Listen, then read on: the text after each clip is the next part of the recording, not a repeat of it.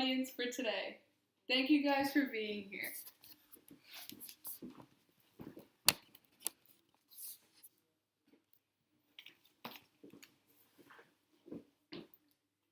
Your freshman year of college, you're bombarded by hundreds of thousands of majors and career options to choose from. It's hard to choose a field to go into for the rest of your life when you're unsure of what exactly you want to do. My name is Brianna Ferraro, and I knew I wanted to teach individuals with special needs since I was 11 years old.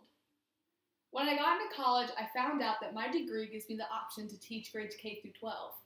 Today I'm in search of a definite grade level that I would like to teach based on my interest. I'm currently attending UNCG as part of the dual major program, meaning I'm majoring in both specialized education and elementary education. I interviewed Miss Carrie Razor, who also went to UNCG for the dual major program. She's had experience teaching grades K through 12 for the past 7 years now, thus making her a credible source. We're all college students trying to figure out the right path to take towards our future careers. A lot of college students are overwhelmed and stressed when trying to find a career to choose for the rest of their lives. I interviewed Ms. Carrie Razor in the hopes of leading myself in the path of choosing the grade I would like to teach for my future career. Starting off, I'm going to discuss what I learned about teaching elementary school, followed by what I learned about teaching middle school, and I'll end with what I learned about teaching high school. I'll begin by talking about what I learned about teaching elementary school. As an elementary school teacher, you ignite the process of early childhood development. Elementary school teachers aid their students in the physical, cognitive, and emotional development. Originally, I asked Carrie why she decided to go into the specialized education field, in which she responded that her original goal was to work with elementary school children. She said, and I quote, "I had field experience opportunity working in a mainstream classroom, and I fell in love with the kids and the environment."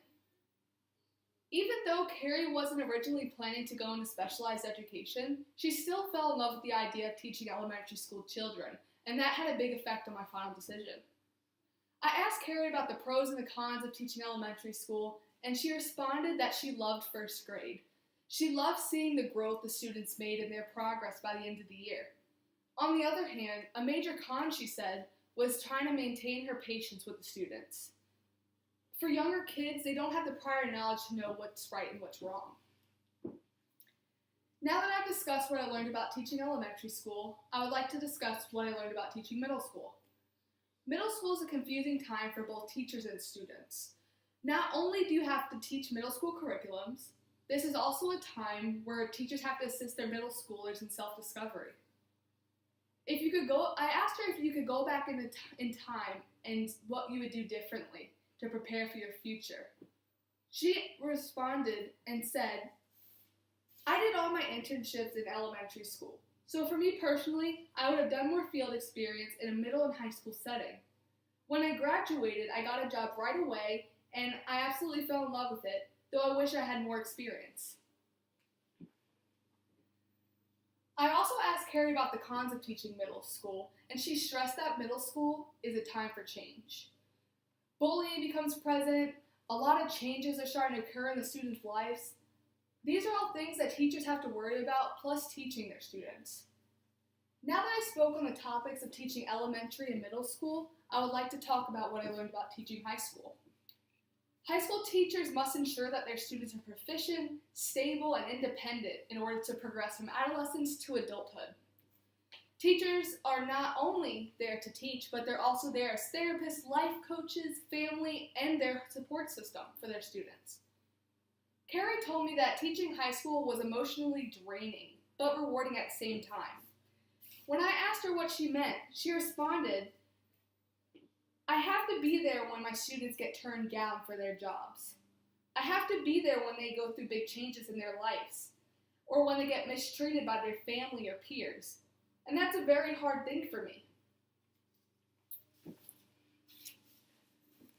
She also said that she formed a strong relationship with not only the students, but also the parents, and that made her feel like she had a purpose.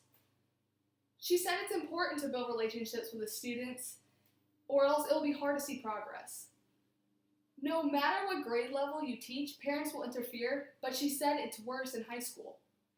In conclusion, it would be an honor to teach any grade level, but in the end, I have to decide what grade level I would prefer to teach.